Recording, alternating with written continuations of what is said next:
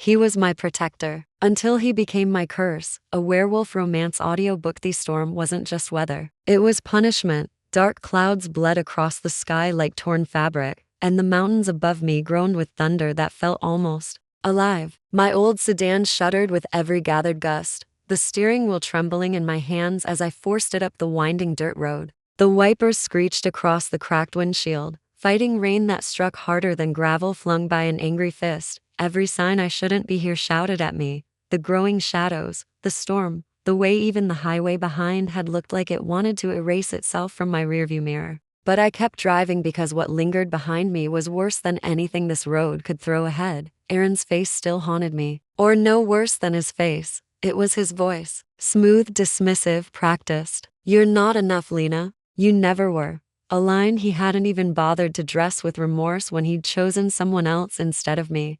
I'd once thought his love was home. But home had turned into ash.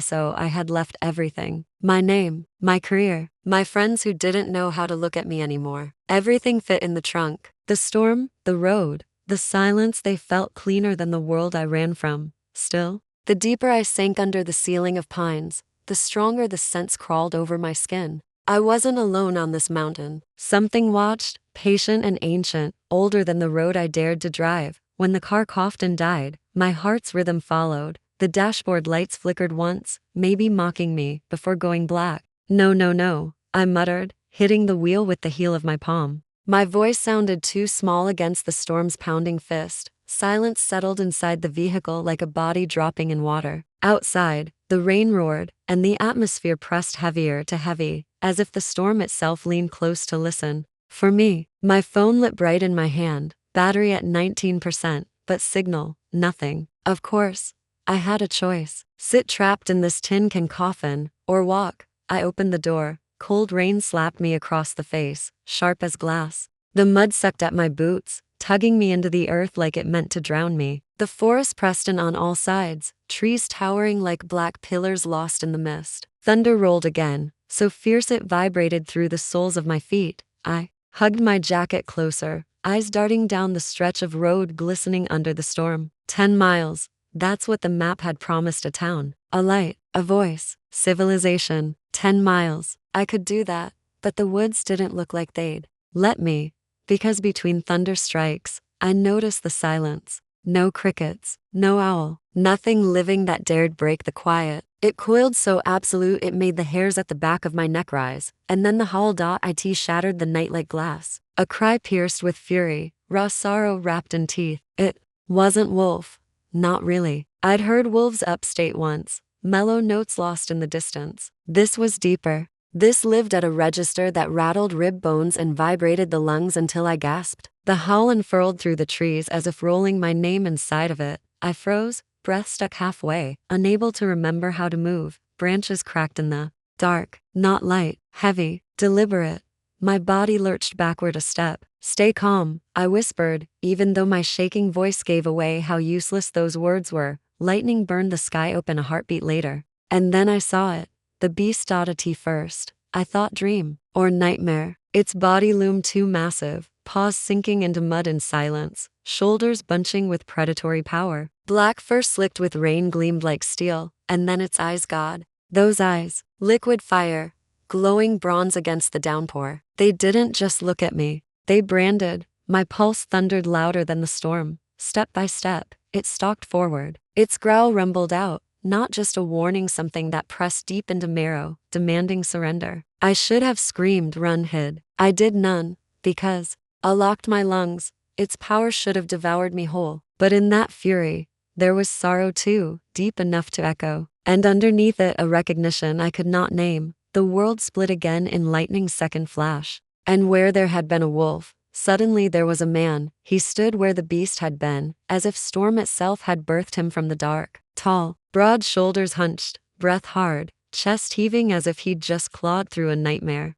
His shirt, it was soaked, torn, clinging to muscle that looked both carved strong and wounded delicate. His hair plastered dark strands across his forehead, hiding half his gaze. But when he lifted his face, the eyes, the same burning eyes, I almost fell to my knees as I understood nothing and everything in one glance. Terror, yes, but beneath it, something older, a whisper of fate. My heart begged toward him even as my brain screamed a warning. Instead of screaming, a single word cracked from my mouth, reverent and broken. Beautiful. The stranger's jaw clenched, some war flickering across his face that the storm barely let me glimpse. Silence hurt between us. The trees seemed to bend closer. Somewhere distant, thunder tore the heavens in half once more. Rain plastered hair against my cheek. Mud fought my boots. My throat closed as if words could choke me. But I knew one thing before breath found me again. This man, this impossible wolf, wasn't just danger. He was fate, and whatever had just found me on this road, I would never outrun it. Not in 10 miles. Not in 10 years. Not ever. For a long moment, time struggled to decide whether to keep moving. Thunder cracked so close that the ground shivered beneath us. But I hardly registered it. My gaze had caught on him, this man torn from shadow and storm, his chest rising, every muscle tense as if he were still wearing the wolf skin beneath his own. His eyes stayed locked on me. Hot, brilliant, unnatural. A hunter's stare wrapped in a human face. I forced air down my throat until it rasped. What are you? The question hissed out of me, barely more than steam. He didn't answer immediately. His jaw clenched. A vein twitched along his throat as lightning lit him from behind, outlining him like a myth carved against the storm. A stranger. And yet, my heart thrummed like it had been waiting for him, foolishly, against every thread of sense. You shouldn't be here, he said finally. His voice was deep, dangerously calm, like river water hiding a current strong enough to kill. I blinked rain from my lashes. Neither should you. Last I checked, the woods at midnight aren't meant for. I swallowed around the fear sharpening my tongue. Giant black wolves. His lips curved, not a smile, but the faintest flicker of something sharp on his face. You saw too much. The bluntness chilled my blood. Saw too much, I repeated, trying hard to lace my voice with defiance instead of shaking. I nearly died of a heart attack, thanks. The least you can do is explain why the hell you are. Stop. The word wasn't shouted, but it was powerful. Command dripped from it, as though he was used to being obeyed. The sound coiled around my spine and made my knees want to bend in ways I resented. My chest heaved with fury at myself for freezing, for trembling, and most of all for answering some unspoken leash in his tone. I dragged my jacket tighter, glaring at him. You don't get to order me around. You scare the life out of me, and now I'm stranded in the middle of nowhere, so either you tell me who you are, or I keep walking. His head tilted just slightly, studying me with those dangerous ember eyes. You'd last 10 minutes. I hated the certainty in his voice. Like I was already marked prey in some game. Maybe that's still 10 more than I want to spend standing here. For one heartbeat, I thought he might lunge toward me, away from me. I didn't know. Instead, he stepped back. The rain hazed between us, but I finally saw the exhaustion under his composure. His body trembled faintly, as though it had burned itself alive in the shift I'd witnessed. He looked powerful, yes, but scarred beneath it, haunted even. Where were you headed? He asked, quieter this time. I hesitated. My instincts screamed not to hand him a single truth. And yet, there was something about his gaze, even layered with danger, that demanded honesty. There's supposed to be a town, I muttered. 10 miles or so down this road. His eyes flickered with something I couldn't name. Pity? Alarm? Possessiveness? You won't make it on foot in this storm. A humorless bark of laughter escaped me. Well, my car disagrees. She gave up right back there. So unless you've got a tow truck hidden in those trees. For the first time, a rough sound cracked from his throat, almost a laugh. Low, broken, unused, but real. I don't,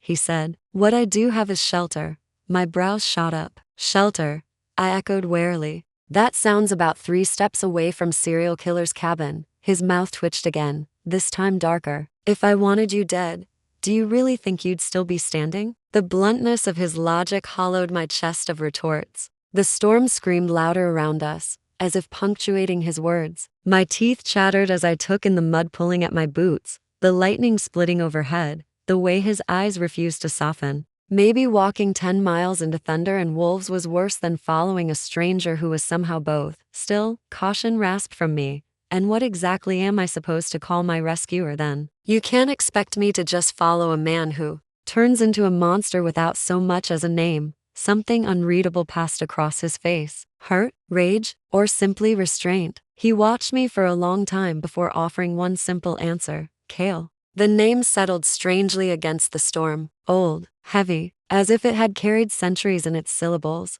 I whispered it back before I could stop myself. Kale. His eyes sharpened at hearing it on my lips. Then he turned, tossing one brief command over his shoulder. Stay close. I should have refused. I should have bolted, screaming into the lightning. But something bound me in place. The storm, the hunger in his gaze, the curiosity clawing my ribs apart. Against reason, I followed. Branches clawed at my jacket as we moved off the gravel road, deeper into trees that looked older than time. His strides were long, predatory despite his human form, mine clumsy in the mud. But whenever I stumbled, his head whipped back, watching, waiting. As though the forest itself answered to his awareness. Nothing moved around us without his eyes checking to assure my safety. It should have scared me more than it did. Rain trickled colder through my clothes, down my spine, and I shook until my teeth bit my lip. But with every step, my brain whispered the same traitorous thought. Something about him was safer than the storm. We emerged into a small clearing, a cabin hunched among the trees, roof bowed beneath the tempest, smoke curling faintly from a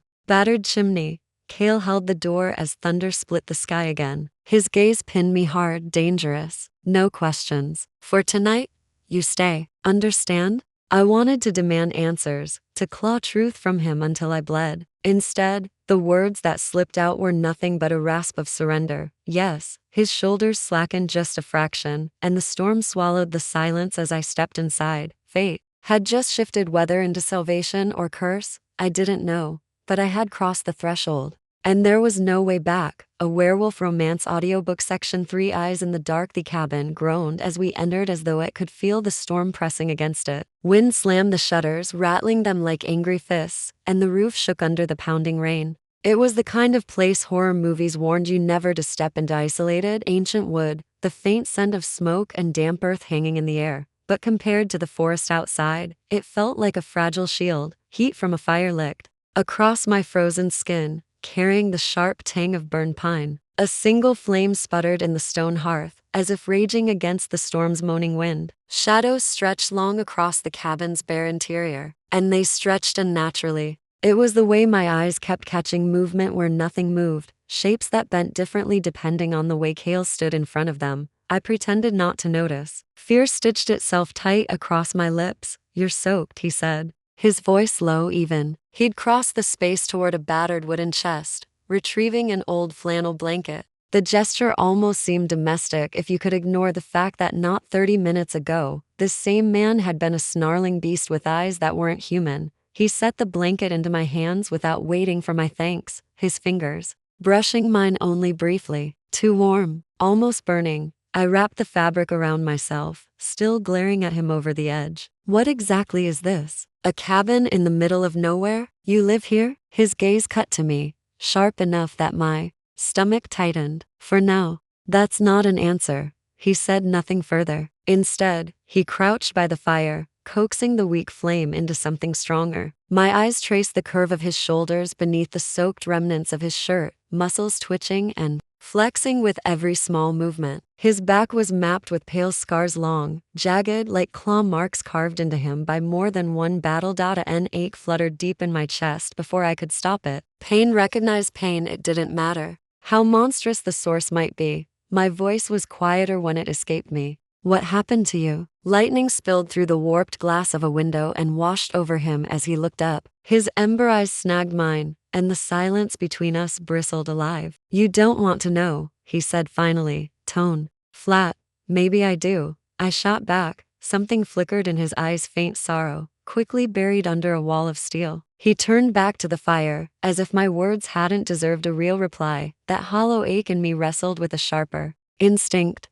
Suspicion. He wasn't just a stranger. He was a liar, hiding everything behind clenched jaws and silence. No scars like that came from anything ordinary, and no man shifted into something that belonged in folklore. A log cracked inside the fire, drawing me out of my thoughts. My damp hair clung in strands around my face as I studied the small cabin more closely. Sparse but lived in. A bed pressed against the corner wall, sheets tangled like they'd been abandoned in haste. Shelves stacked with jars of dried herbs, none labeled, all smelling faintly of iron and bitter smoke. A weapon rested against the far wall, a broad hunting knife, its blade catching the firelight with a glimmer to clean for how remote this place seemed, and something else, on a narrow wooden table, tucked almost carelessly into a pile of cloth, sat a silver chain with a pendant shaped like a crescent moon. My skin prickled as I stared at it. The piece pulsed with some strange pull, as though my gaze was being dragged to it, tethered to it. I turned back to Kale. "You're not normal."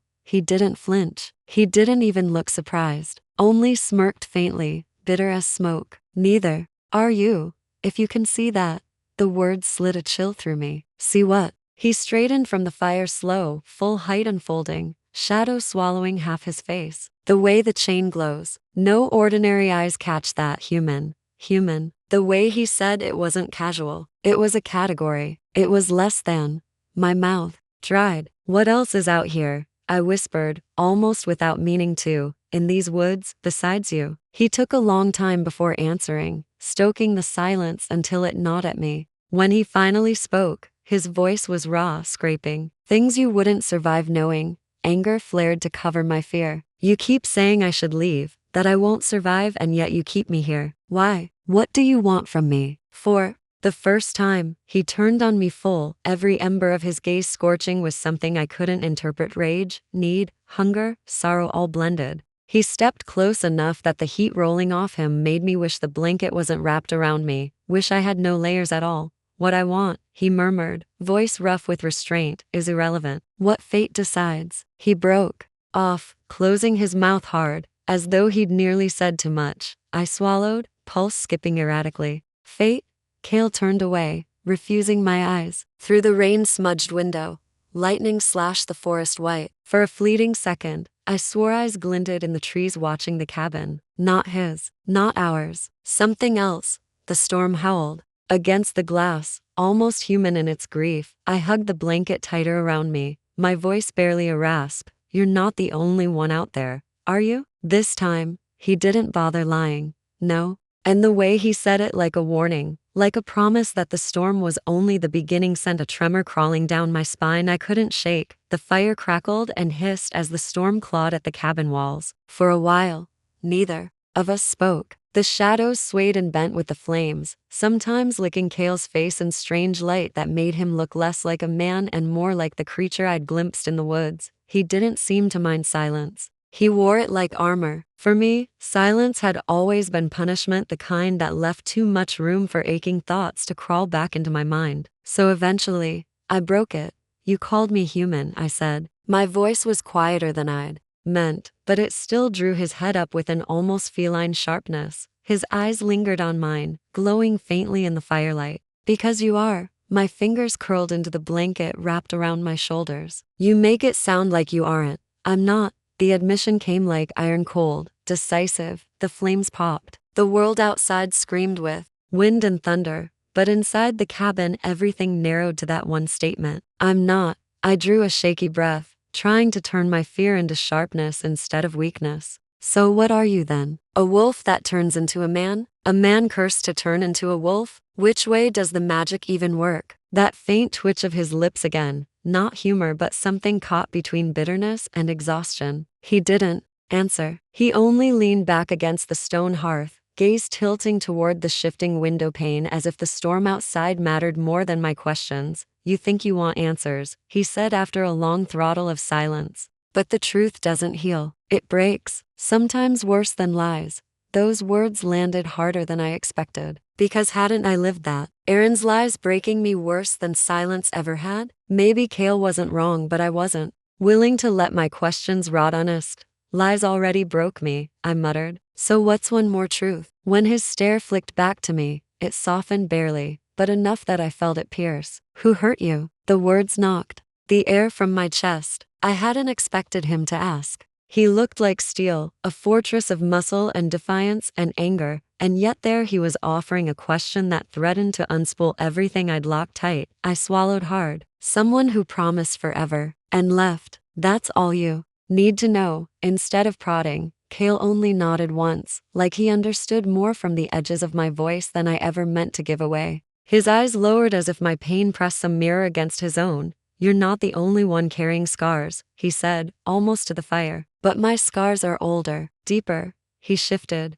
turning slightly so I caught the full map of white. Ridges clawed across his back and shoulders. Long, vicious marks curved like the memory of talons. My breath caught. "Those weren't made by any animal I know." "No," his voice turned granite. "Not an animal." The fire popped again, sharper, as though punctuating the weight that hung between us. I wrapped the blanket tighter, thirsting for warmth, but my chills had nothing to do with cold. "Sometimes I wonder," he said slowly, voice gravel over. "Smoke. If we're drawn to pain the way other things are drawn to light. You and I, we recognize broken things. That's why you didn't run screaming when you saw me." I flinched. "Oh, I was screaming inside, believe me." That flicker again near his mouth. Almost a smile. My heart thumped too fast. Traitorous for finding even that faint curve of his lips beautiful. We fell into silence again, but this one didn't feel suffocating. It felt fragile, like threads pulling between us, invisible, unasked for, but present nonetheless. Outside, something slammed against the cabin wall, hard enough to make me jump and whip my head toward the sound. Kale was already moving, faster. Blur, hand shooting out to grab the knife he'd left leaning by the doorway. His entire body tense like a predator mid-hunt, eyes burning brighter. He stood still, listening, not human listening. Deeper, his chest rose and fell in perfect controlled breaths as if he could tune himself into the heartbeat of the forest beyond. I whispered, "Is it them? The ones you said were out there?" His silence was its own answer. Minutes passed, the storm hiding every sound, masking what might prowl beneath thunder and wind. At last he lowered the knife, though never setting it too far away. He kept his body angled toward the door, gaze restless. "You need rest," he said finally, still not looking at me. "Tomorrow, I'll decide what to do with you." That phrasing sparked alarm. Decide what to do with me? "I'm not your prisoner." He turned, slowly, his eyes pinning me so tight my lungs forgot what air was. "That's exactly the point. Human, out there, in the woods, even one whiff of your scent, and the others won't see you as anything else but prey." His throat bobbed, expression twisting strangely. "You don't understand how much it cost me. Just standing there, when you called me beautiful." Heat flickered across my skin, hot as the fire but buried in the way he said it. Too guttural, too raw, as if I'd torn something out of him by accident. I swallowed. "Then why not let it happen? Why protect me?" Kale's expression shuddered. He turned back toward the door, jaw set in stone. "Because fate is cruel enough without me helping it." And just like that, the conversation ended. But long into the night, as the fire dimmed to burning embers, I couldn't stop staring at his back, scarred, shadowed, yet strangely strong, where no one else had been strong for me. And I realized, with a cold jolt of dread, that despite everything, fear, anger, questions, I already trusted him more than I'd trusted anyone in years. The cabin groaned again under the storm's weight. But this time the sound felt sharper, less like weather, more like warning. My eyes snapped open. I hadn't realized I'd dozed, curled in the chair near the hearth with the tattered blanket clutched tight around me. The fire had burned down to a bruise of embers, painting the cabin in faint strokes of blood and ash. Kale still stood near the door. He hadn't slept, hadn't even sat down. He didn't look like a man anymore. He looked like a statue carved of vigilance. Knife still loose in his hand, those molten eyes faintly glowing even in the dying firelight. He hadn't moved in an hour, maybe more, but somehow he thrummed with restless energy, like every muscle waited for a reason to snap. "You're still awake," I whispered, breaking the silence before it snapped me in half. His head tilted slightly, not quite turning to face me. "So are you." A roll of thunder smothered the space between us. The storm hadn't softened. If anything, the air felt heavier, as though the forest was pressing closer to the little wooden walls. I swallowed hard. "Is it safe?" His eyes flicked toward the window. Rain hammered harder, drops knifing through the glass like needles. Beneath the rush of the storm, an undercurrent shifted, faint but distinct. A howl carried on the wind, different from his. Higher, sharper, laced with hunger instead of grief. The sound chased a shiver straight up my spine. "No," Kale said simply. The way the word fell, the way his voice dropped lower to shape it, made my heartbeat scatter like frightened birds. Before I could ask, another sound rose. This wasn't a howl. It was laughter, distant, warped by the storm, but unmistakable, chuckling, coarse, inhuman somehow. My stomach turned to ice. I leapt to my feet. "There's someone out there." Not someone, Kale said. Something.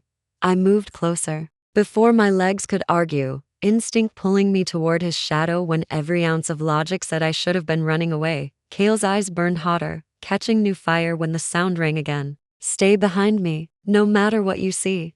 Wait, but the word hit emptiness. He had already shifted, pulling himself tall, shoulders tensing until the air itself tremored with restrained violence. The storm seemed to hush for a brief breath, like it too was listening. Something slammed against the cabin. The entire wall rattled. Dust rained from the rafters. The shelves jittered, and jars of herbs clinked like tiny bells. I staggered back toward the hearth, clutching the blanket tighter as though it could save me. Kale didn't move. If anything, his stance rooted deeper. One hand still fastened on the knife, another slam. The window shuddered against its frame. In the flash of lightning, for the briefest second, I saw eyes in the tree line. Dozens, pale ghostly shapes watching, some level with the window, some higher. They weren't human eyes. They weren't even like Kale's. These gleamed silver white, shimmering unnaturally, too many at once, blinking in eerie synchrony. Kale. My voice cracked. There's more than one. Yes. His tone was calm,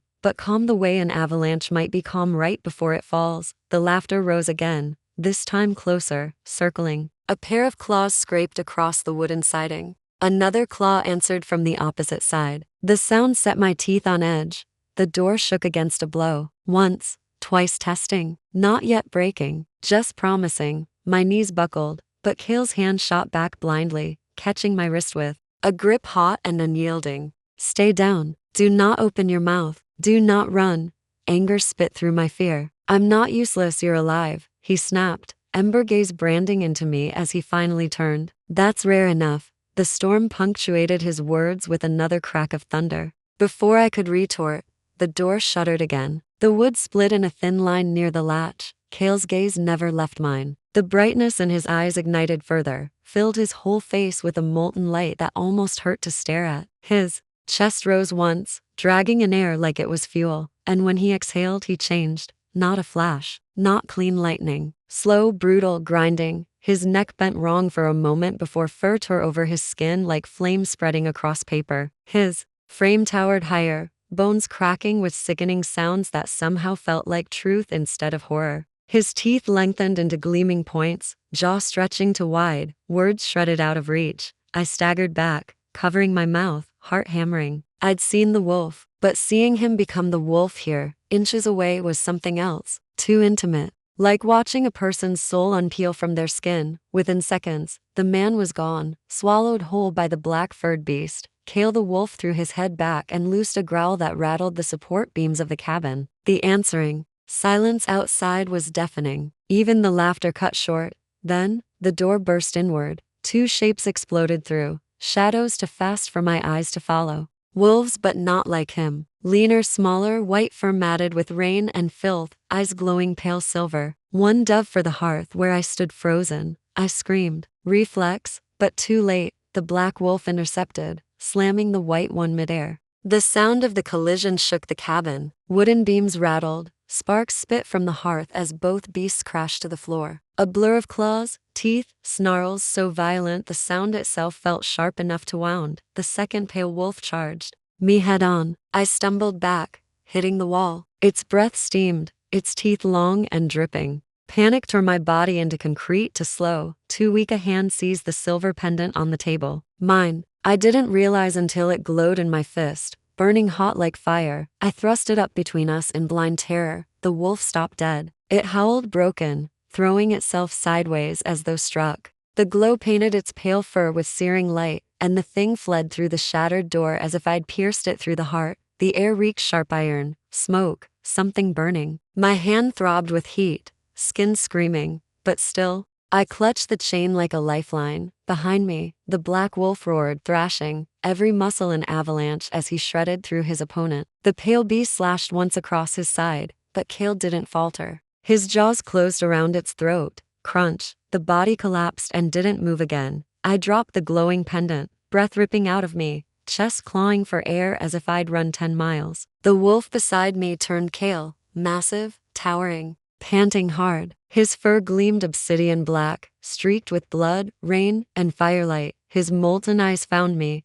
recognition, possession, and worse, something that wasn't quite human love, but wasn't hunger either. Something terrifyingly in between. I backed against the wall, throat tight, not sure if I'd just saved him or declared myself his. The storm wailed on outside, but in my bones, I knew the real storm had only just begun. A werewolf romance audiobook section. 6 Blood and Oaths. Cabin stank of blood and rain. Smoke drifted low from the hearth, tangled with the copper tang of something darker. My ears still rang from the snarls, from the crunch of bone and the unholy silence that followed. It was as if the storm itself had muted, stealing breath out of the night to listen to us. Kale stood over the fallen body of the pale wolf, chest heaving. His black fur gleamed wet, streaked where crimson had smeared into it. The sight stole whatever air I thought I'd regained. He was magnificent and horrifying, an embodiment of violence wrapped in muscle and shadow and fire. And then, in a ripple of cracks and groans that made my stomach twist, he changed back, the black fur sloughed into skin, claws to fingers, teeth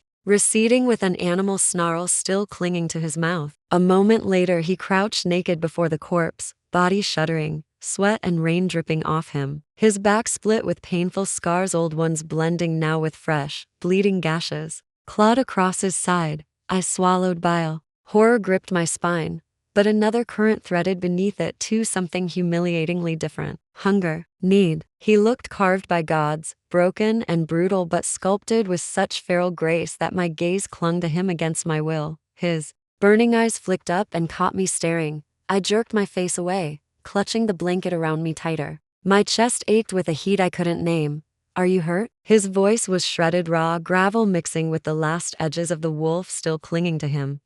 No, I don't think so. My hand throbbed, and only then did I remember. The pendant I'd dropped. It lay near the hearth, silver moon glimmering faint, like it remembered its glow from earlier. Kale followed my gaze. In an instant he was moving, snatching the pendant up in his blood-slick fingers and snarling as if it had tried to bite him. That, he spat, should not be in your hands. I stepped back, every muscle stiffening. It saved me, saved us. That wolf was going to kill me, and you could have burned yourself alive. He slammed the pendant onto the table with a force that rattled its legs. His chest rose and fell harder, eyes wild, flames twitching inside them. I glared at him, anger finally shoving my fear aside. Then maybe tell me why. Tell me what's going on instead of treating me like an idiot who shouldn't see too much. Explain, Kale, because I'm not going to keep pretending this is normal. Silence dropped sharp. He braced both hands on the table, head bowed. For a long breath, only the storm answered. When he finally spoke, the words came rough as stone. They were shades. The name itself dragged something cold down my bones. I didn't know what it meant, but the way he said it, like curse, like venom, made my skin crawl. They weren't like you. I murmured. No, not like me. His voice lowered, bitter. Worse. Rogues. Lost to hunger. I hugged the blanket, fingernails digging into my own shoulders. Why were they after me? Kale's head lifted, his gaze seared, anger and conflict strung tight inside it. Because of the pendant, because of what you are. My heart stopped. What I am. I'm human, he said quickly, almost too quickly. A lie. His tone betrayed it. Human enough, but you shouldn't have seen it glow. Why did it? Why could I see it when you said no one human could? Every word echoed through the cabin too loud, threading with thunder. Kale's mouth pressed into a hard line. Because fate is cruel. The answer tasted like smoke and half-truths. It wasn't enough. My chest burned with fury, grief, confusion. Stop saying that. Stop hiding. You dragged me into this. And I deserve? His voice cut the wolf still in it, low and violent and dangerous. But then his shoulders caved, and he turned away, palms flat against the wooden wall as if he could steady himself on it. You deserve better than to be hunted by creatures who won't stop until you bleed. Better than being trapped with a monster like me. The last words whispered raw, but they tore through me sharper than a shout. He faced me then, eyes dimmer, softer, smoldering with something broken. The violent edge melted into sorrow, weight so old I couldn't name it. Kale. My voice cracked. I didn't know what I meant to say. He crossed the floor and stopped too close, blood still streaking his chest, warmth radiating from his skin. His towering shadow swallowed mine against the wall. He leaned in, not close enough to touch, but closer than safe, and whispered, Swear to me. Swear you will not leave this cabin tonight. Swear you'll trust me even when you think you shouldn't. I can't keep you alive otherwise. My breath caught. This sounds a lot like a prison, not protection. His hand lifted before stopping midair, curling into a fist as if restraining itself. It's not a prison. It's an oath. My oath. Blood has been spilled, and that binds me, whether I want it or not. From tonight forward, your life is mine to guard until fate decides otherwise. The words vibrated against the storm, heavier. Then promise closer to curse. I should have refused, should have screamed, but his eyes burned into mine, every word soaked in something fierce and unshakable. Protector and predator, curse and salvation, and against everything sane in my body. The only whisper that left my lips was, I swear. His chest rose, sharp, taut, as though that vow had wounded him deeper than the claw marks still bleeding across his side. For a long, aching silence, he only stared. Then he turned away, throwing himself back into the role of shielding shadow.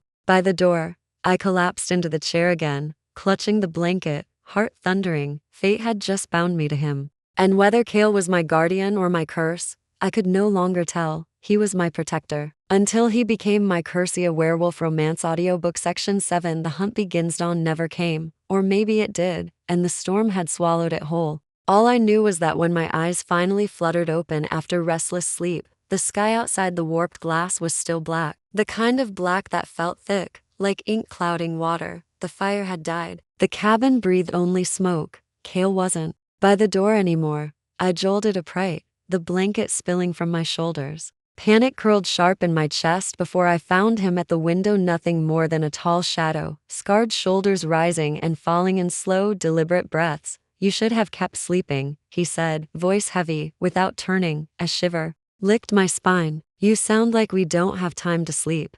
No, we don't. He finally turned, and in his eyes I saw no trace of the ember glow from last night. Only exhaustion, worse, dread, like a man caught in a battle already lost. The pendant glimmered faint on the table between us, like a drop of moonlight. Its glow unsettled me more now than it had the night before. The shades? I asked, knowing the answer. They'll come again. How soon? Cale's jaw clenched. His silence was answer enough. The storm groaned louder, shaking the beams of the cabin, but beneath thunder's growl, another sound clawed against my ears. Low, alien, a chorus of howls rolling through the forest, carried through the rain. Not one, dozens. My blood iced. They're calling each other. Yes, Cale rasped. His hand slammed against the window frame as though steadying the whole cabin with his strength. They hunt in packs, and they've scented blood. I wrapped my arms tighter, staring at the smolder of the pendant. Mine? No, mine. I looked up sharply, catching him in that rare moment of honesty, bare, violent, human. His body carried scars, fresh wounds leaking beneath the cloth, hastily tied around his side, scent of iron sharp in the room. The hunter was bleeding, which made him prey. A silence stretched taut between us until I found my voice. Then we run. His eyes snapped to me, surprised, then a harsh laugh escaped, grim as breaking glass. You wouldn't last an hour. You keep saying that, I shot back, anger kindling in my fear. But I'm not some porcelain doll. If you're bleeding, if they're after you, then sitting here waiting for death isn't an option. Cale stepped forward. His sheer presence swallowed the space between us, his ember gaze brightening again with the storm's rhythm. He looked down at me, fire smoldering beneath restraint. You don't understand. His voice cut deep, guttural. If they take you, he broke off, throat tensing as if the words themselves could tear him apart. If they take you, he forced through clenched teeth. It won't be quick. I went still, his meaning sinking like stone into my gut. Then don't let them. It was reckless, defiant, but the tremor in my voice betrayed the terror clawing through me. Cale's mouth twisted like he wanted to argue, wanted to warn me again, but another sound outside stole both our breaths. Wood cracked in the trees. Heavy, deliberate. Closer. They've found the clearing, Cale growled. His head snapped toward the table. In 2 strides, he scooped up the pendant and shoved it hard into my hand, his skin burning against mine. I flinched. You said I shouldn't.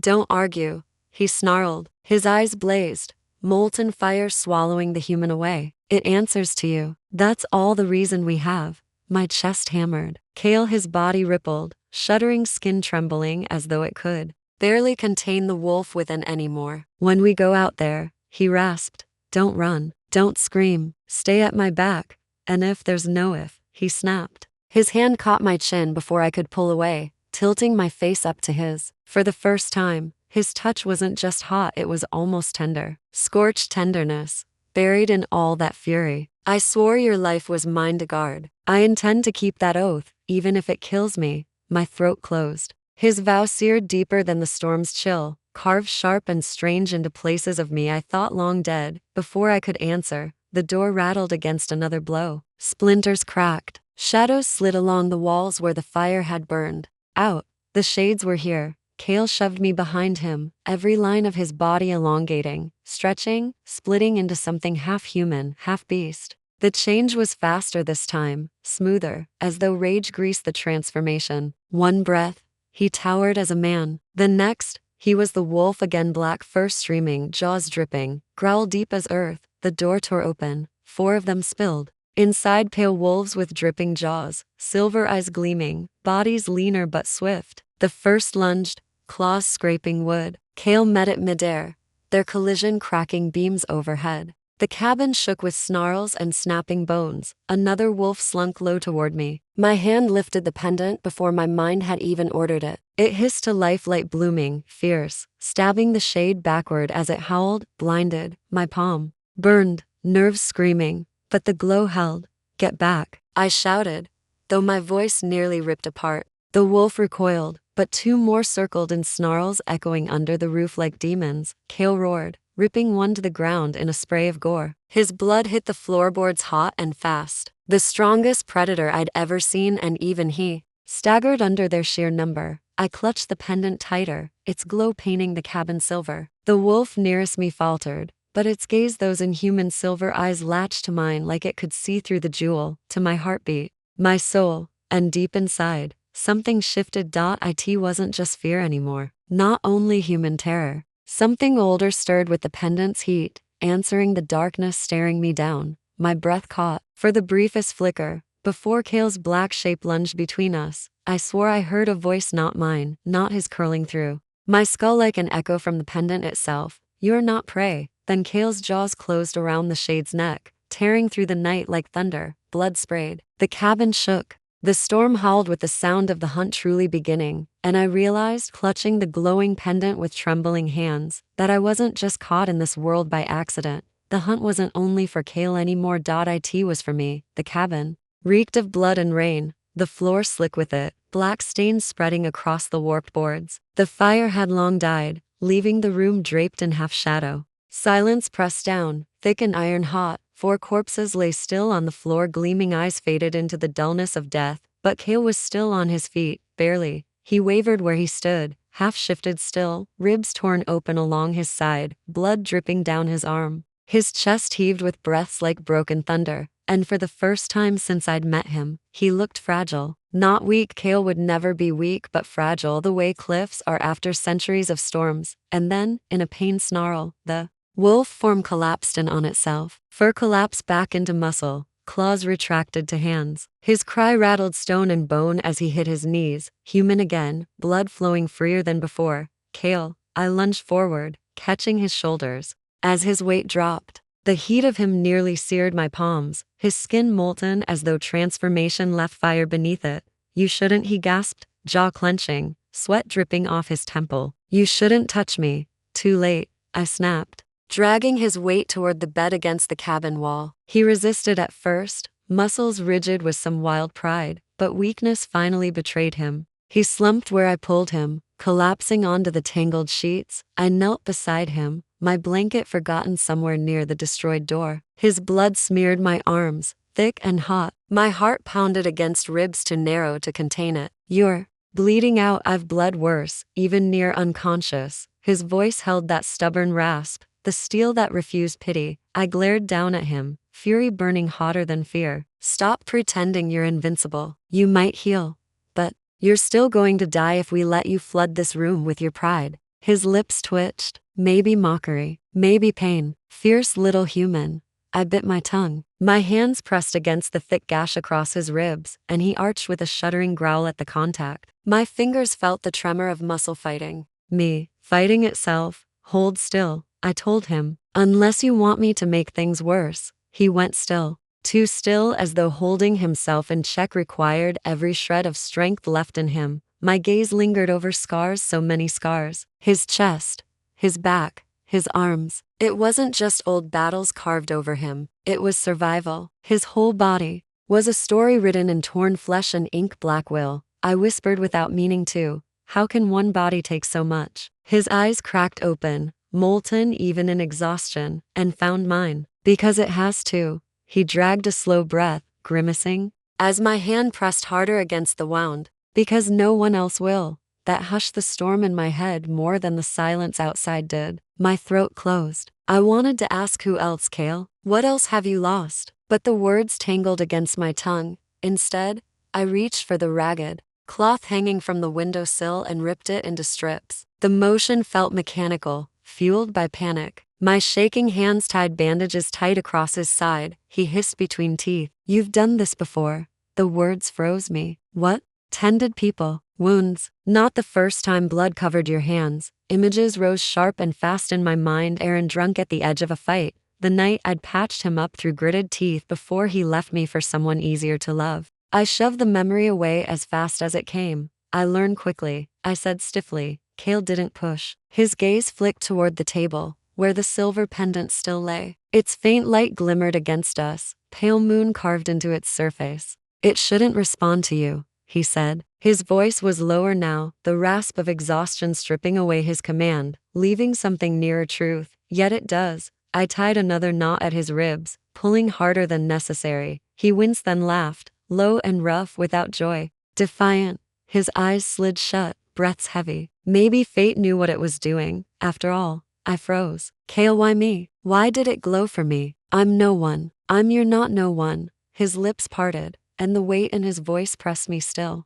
You carry the mark of the moon whether you know it or not. The words slashed through me, stranger than any knife. The mark of the he cut me off, eyes opening again, and for one suspended breath, something softer than fire lived there. Tenderness, fear, desire fighting against itself. You're changing, he whispered. I can hear it, smell it. Whatever you were before, you'll never be just that again. The pendant pulsed as if answering him, throwing a faint light that swelled and dimmed in rhythm with my heartbeat. The chains whispered against the wood, faint music, too subtle for the storm to drown out. Fear tightened my chest, fear that wasn't only mine. Something deep and old stirred inside, a part of me answering a call I'd never heard before tonight. My hand inched toward the glowing silver, trembling. Kale's arm shot out, his bloody hand clamping around my wrist. His grip was brutal, fire seeping through my skin to bone. Don't, he ground out. Not yet. You don't know what it'll do. I deserve to know. His eyes narrowed, fire snapping hard in them again. No softness now. You deserve to live. Tonight, that's the only answer I can give you. The storm outside growled louder, as though agreeing or mocking. Lightning flared through the glass, illuminating the scarred man gripping me, the protector bound by blood and oath, the beast wrapped in shadow, the curse I'd called beautiful in a moment of awe and fear. And the pendant lay between us, still pulsing, still whispering secrets into the marrow of my bones. I couldn't tell if it was warning me away or calling me closer. The storm hadn't passed. When dawn finally should have broken, all it brought was deeper shadow. An unnatural black stretched across the treetops. The smell of rain and rot clung to the walls of the cabin like a curse, soaked into old wood and my hair, refusing to release me. I sat stiff near the dying fire, every nerve alive, watching Kale pace the debris. He didn't limp, though his side was still bloodied under the bandages I'd wrapped. His body moved with predator's ease, stalking the narrow cabin like a caged animal. His eyes gleamed faintly even in the dark. They'll return, he muttered, more to himself than to me. Not just a scouting pack. They'll call a host next time. The word coiled tight in my gut. A host? Kale stopped pacing. His gaze slashed over me, fire and steel. Too many for me to hold. Too many for you to survive. The pendant on the table pulsed once steady, rhythmic as if it agreed. I stood, heart pounding my throat. Then we run. He faced me fully at that, head tilting slightly like he hadn't expected me to say it twice. His jaw worked, tight, unreadable. You'd slow me down. And you're bleeding, I said sharply. We'll slow each other down. That doesn't change the fact that if we stay here, we die. His nostrils flared, shoulders tense beneath dried streaks of blood. Finally, Like a great weight dragged out of him, he gave a single nod. Then we move. He crossed to the table, snatched up the pendant, and pressed it back into my hand. This time, he didn't fight its reaction, the faint burn, the glow that rose against my skin. His fingers lingered over mine, too warm, too hard. Don't let it go. No matter what happens. My chest squeezed. I don't even know what it is. You will. His eyes pulled into mine, searing. Soon.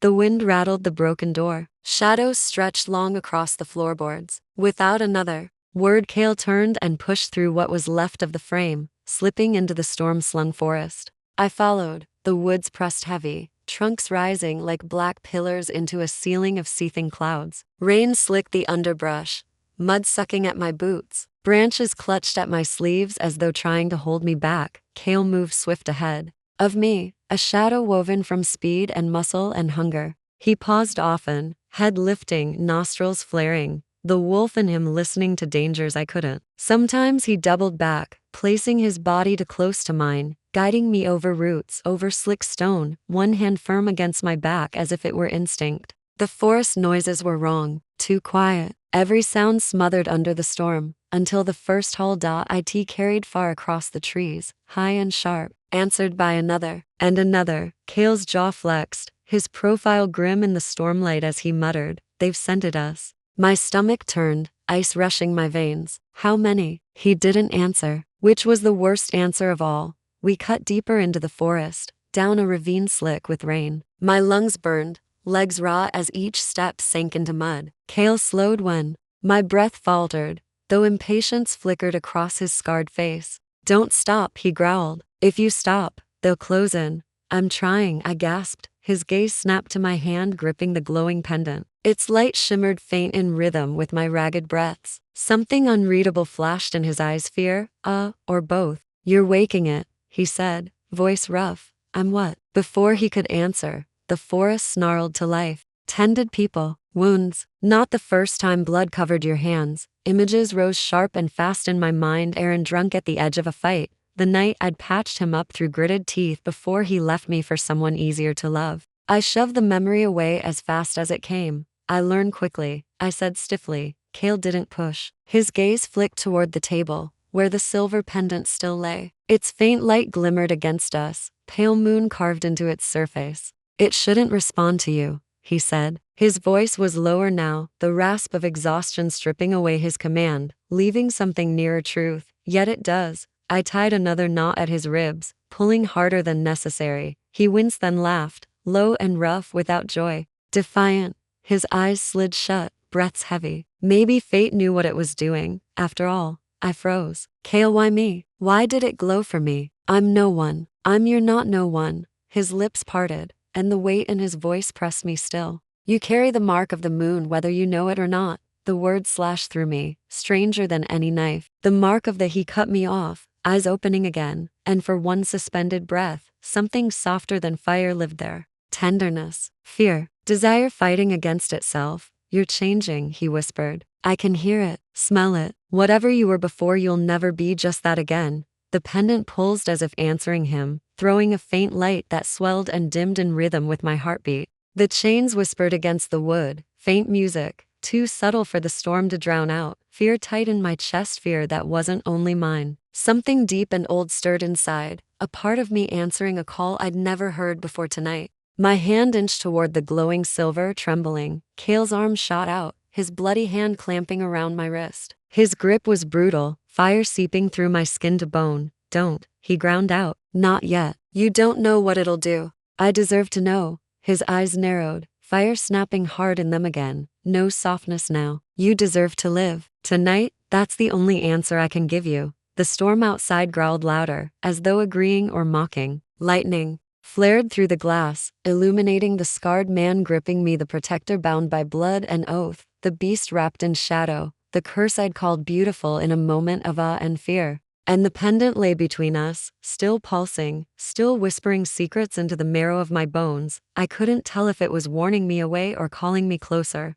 The storm hadn't passed. When dawn finally should have broken, all it brought was deeper shadow. An unnatural black stretched across the treetops. The smell of rain and rot clung to the walls of the cabin like a curse, soaked into old wood and my hair, refusing to release me. I sat stiff near the dying fire, every nerve alive, watching Kale pace the debris. He didn't limp, though his side was still bloodied under the bandages I'd wrapped. His body moved with predator's ease, stalking the narrow cabin like a caged animal. His eyes gleamed faintly even in the dark. They'll return, he muttered, more to himself than to me. Not just a scouting pack. They'll call a host next time. The word coiled tight in my gut. A host? Kale stopped pacing. His gaze slashed over me, fire and steel. Too many for me to hold. Too many for you to survive. The pendant on the table pulsed once steady, rhythmic as if it agreed. I stood, heart pounding my throat. Then we run. He faced me fully at that, head tilting slightly like he hadn't expected me to say it twice. His jaw worked, tight, unreadable.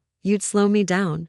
And you're bleeding, I said sharply. We'll slow each other down. That doesn't change the fact that if we stay here, we die. His nostrils flared, shoulders tense beneath dried streaks of blood. Finally, like a great weight dragged out of him, he gave a single nod. Then we move. He crossed to the table, snatched up the pendant, and pressed it back into my hand. This time, he didn't fight its reaction, the faint burn, the glow that rose against my skin. His fingers lingered over mine, too warm, too hard. Don't let it go. No matter what happens. My chest squeezed. I don't even know what it is.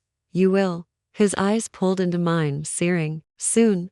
The wind rattled the broken door. Shadows stretched long across the floorboards. Without another word, Kale turned and pushed through what was left of the frame, slipping into the storm-slung forest. I followed. The woods pressed heavy, trunks rising like black pillars into a ceiling of seething clouds. Rain slicked the underbrush, mud sucking at my boots. Branches clutched at my sleeves as though trying to hold me back. Kale moved swift ahead of me, a shadow woven from speed and muscle and hunger. He paused often, head lifting, nostrils flaring, the wolf in him listening to dangers I couldn't. Sometimes he doubled back, placing his body too close to mine, guiding me over roots, over slick stone, one hand firm against my back as if it were instinct. The forest noises were wrong, too quiet, every sound smothered under the storm, until the first halt carried far across the trees, high and sharp, answered by another, and another. Kale's jaw flexed, his profile grim in the stormlight as he muttered,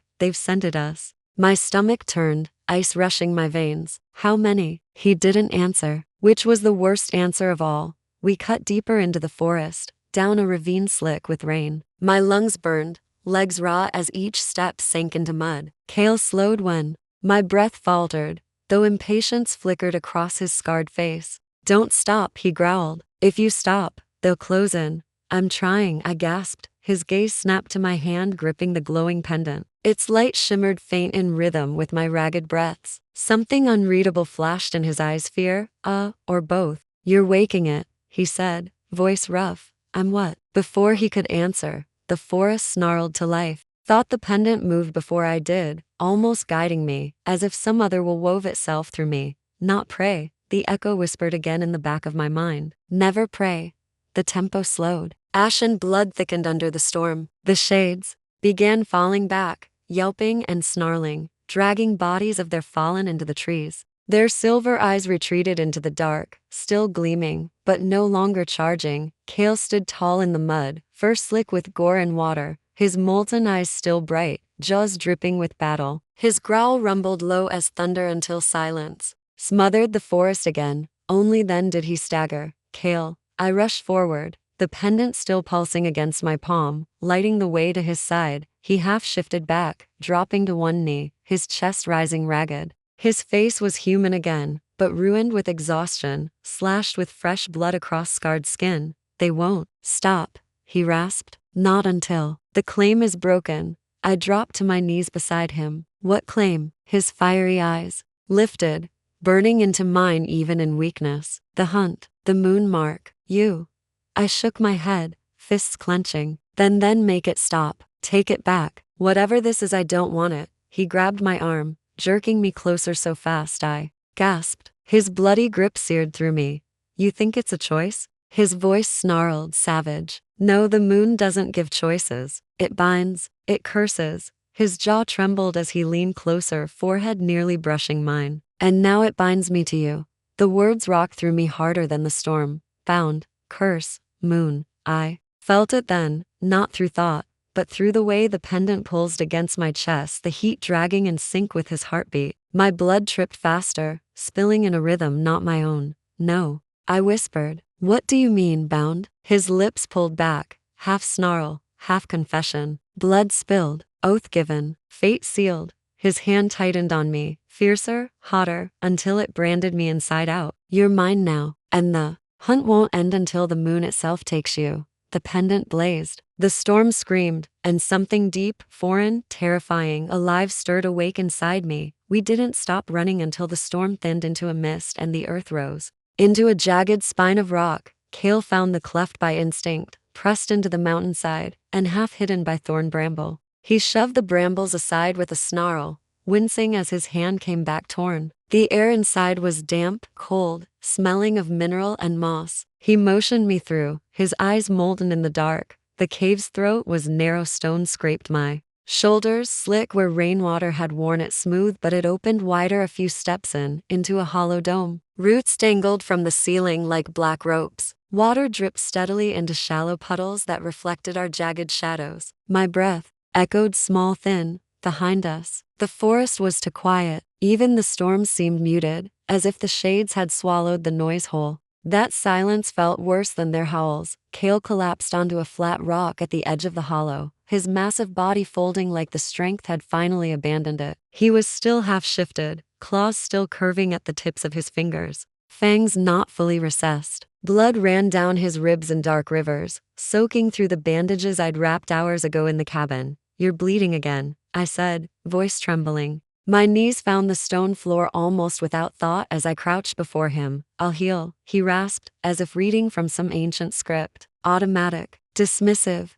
I shook my head. You say that every time, and yet you keep bleeding. My fingers brushed near his side. Heat radiated from him, enough to make my skin prickle. Even when wrecked, even when bleeding, Cale seemed to burn with something alive and terrible. He looked down at me then, ember eyes catching the faint light of dripping water, and his mouth twisted. Pain, humor, regret all tangled in one broken expression. You're stubborn, I learned from someone. For a moment, silence swallowed him. His throat clenched as if he wanted to retort, to push me away with teeth or scorn. Instead, he stayed still, every muscle rigid, while I pulled the cloth at his ribs free. The wound beneath was deep, tissue shredded, claw marks from something too sharp, too hungry. I caught my breath, my stomach knotting hard, but my hands didn't falter. I pressed the new strip of cloth tighter, ignoring the snarl it dragged out of him. How can one body take so much? I whispered. His chest rose hard, the sound more growl than breath. Fire seared in his eyes. Because it has to. Because no one else will. His words landed like stones inside me, breaking through defenses I didn't even realize I'd raised. You mean? My voice broke. You've been fighting alone all this time. Something flickered across his face. Memory. Grief. He didn't confirm, but he didn't deny. The silence afterward was heavier than the cave itself. I tied the next bandage tight, my hands fumbling not from inexperience, but from what sat twisting hot in my chest. I wanted to look away, couldn't. Every scar etched across Cale's body pressed a story into my bones. Loneliness, duty, violence so constant it had carved him hollow. And now me, tangled in it. His eyes cut sharp into mine again, holding me frozen. Why are you really here, Lena? The question sliced raw. Because you dragged me, no. He cut, low and fierce. Why stay? You've seen what I am.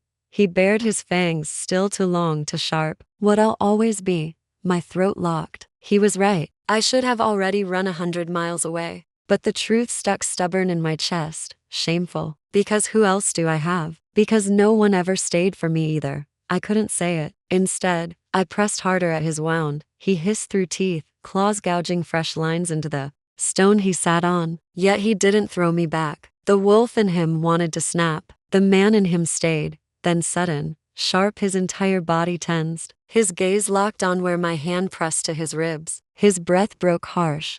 Do you feel that? His voice was strangled. Half growled out a T first. I didn't know what he meant. Then it hit me like lightning snapping through marrow. A pulse. Not just the frantic rhythm of my heart, not the ragged thunder of his, but something in between, stitched together in invisible thread. A reverberation trembling through my bones, sinking with him. I gasped, reeling back. What is that? His hand shot forward and caught my wrist. His palm burned, slick with blood, fingers caging me in iron heat. The bond, he said, guttural. Terror knotted raw in my chest. The oath? Deeper. His ember eyes bore through me. No fire, no fury, just stark, naked truth. When blood and vow meet the moon's mark, it forges a tether, a curse. You feel what I feel. I feel what you feel. There's no severing it, no running. The air in my lungs turned to smoke. I pressed back against the wall of the cave. The tether was still there, thrumming delicate but unbreakable, every movement inside him echoing in me. Pain, fury, and beneath it all hunger, nausea churned. Heat too. No, not just mine. His kale drew in air like it cut him. His claws retracted, fully at last, his face twisting. His voice cracked sharp. You shouldn't touch me. It makes it worse. But still he didn't let go of my wrist. The pendant flared faint silver at my chest, the chain burning hot against skin. My vision swam. Worse how? He shoved me back lightly against the wall, not to hurt, to hold. His towering frame leaned, near, fever warm, eyes bright as furnaces. It draws us closer, he rasped. It feeds. If it doesn't kill us, it'll bind us until death. He was too close now, breathing sharp, ragged breaths that ghosted my lips. The tether between us pulsed harder, heat rushing into my skin. I didn't ask for this, I whispered, shaking.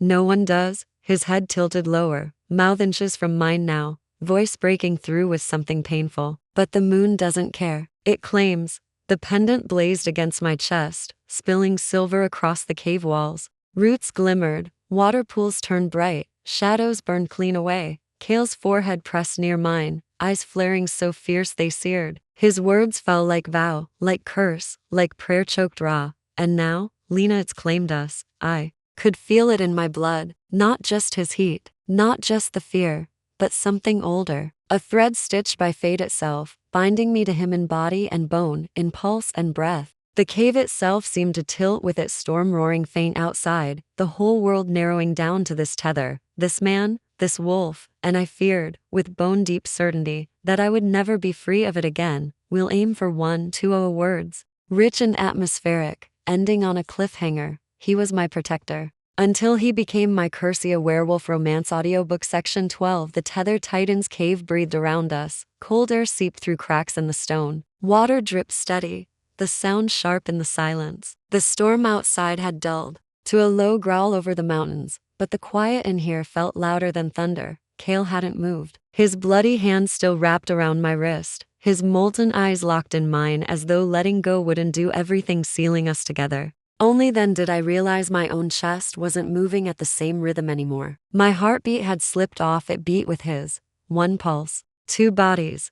I yanked my arm back, breaking his grip. No, I said, too fast, too harsh. No, we can't, it's not, but the bond clung, invisible, even apart. My veins still thrummed his rhythm. My stomach tipped as though my body belonged less to me than it had before. Kale dragged in air like a drowning man, eyes blazing hotter for a second before dimming into something like shame. It's begun faster than I thought.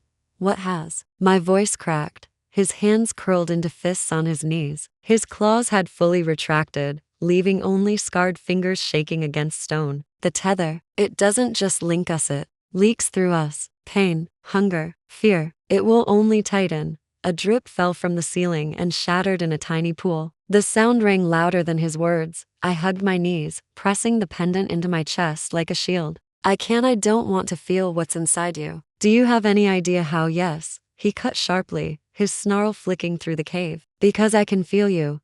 I froze. Yes, he continued, lower, darker, teeth bared. In restraint, your fear, your panic. His eyes flicked to the tremor in my hands, then back to mine. Your blood pounding like it's about to break your ribs. Heat crawled up my throat. Humiliation, rage, a whisper of terror. He could feel all of it, but it won't stop there. Kale pushed, voice raw. It will want more. The heat spiked, sharp. Want more what? His jaw clenched too tight as though words themselves hurt. Contact, closeness. Until your breath is my breath and mine is yours. The moon marks, and the bond obeys. Something In his tone to fierce, two pain rushed shivers across my skin. I looked away, but every nerve still buzzed with his heat. I whispered, "What happens if we fight it?" Kale stared into the dark, eyes dimming to embers. "It breaks people, or it kills them. Sometimes both." His voice dropped more, almost inaudible. "Sometimes it makes monsters worse." The silence pressed heavier.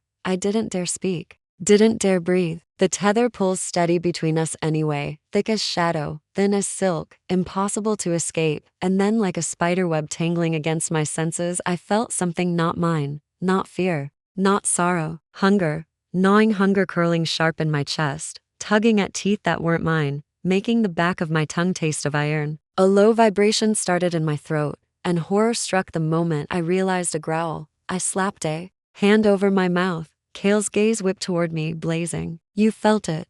Not a question. I shook my head, but I knew it was useless. The bond humming between us told him the truth already. "I told you." His voice cracked between triumph and horror. "The wolf doesn't stay in me now. It bleeds into you."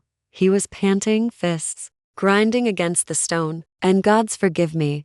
I can feel you too. Your fire, your fight." He cut himself off with a snarl, shaking like he could scale his own skin off. My throat went dry. I could barely whisper. "Then we're not separate anymore." The words hung sharp and final between us. Kale's stare caught mine and held like a blade. "Bonded by blood, bound under the moon, until it chooses to release us or ends us." The pendant throbbed hot against my chest, light spilling faint through my fingers. I shut my eyes, and in the dark, with the silver heat rising inside me, I swore I felt something that wasn't mine again. Kale's exhaustion bleeding into my shoulders, pain humming in my ribs where he was wounded, but worse than either, his longing, raw, fierce, denied.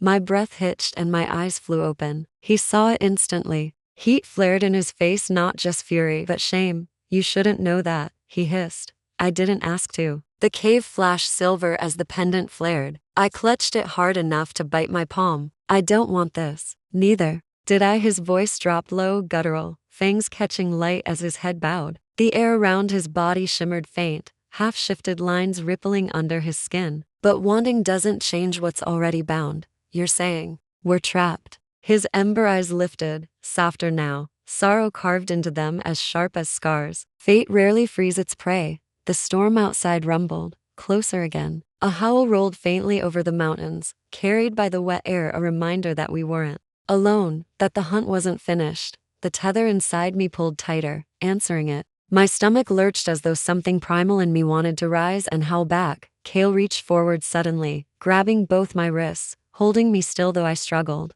"Listen," he growled, low and fierce. "If they come again, your fear will only call them faster. The bond carries it. You cannot afford to break." His forehead leaned close to mine, enough that his breath scalded the air I breathed. My chest pounded wild in rhythm with his, no longer mine alone. "I won't let them have you," he whispered, voice more vow than threat. "But if you fight me, Lena, the bond itself might." The pendant blazed bright, flooding the cave silver. For a second I saw us reflected in a pool of water at our feet, not to figures, but one shadow cast by two bodies, twined, indistinguishable. And as thunder cracked above the mountain, I wondered which would consume us first, Kale, the shades, or this bond tightening like a noose inside our own blood.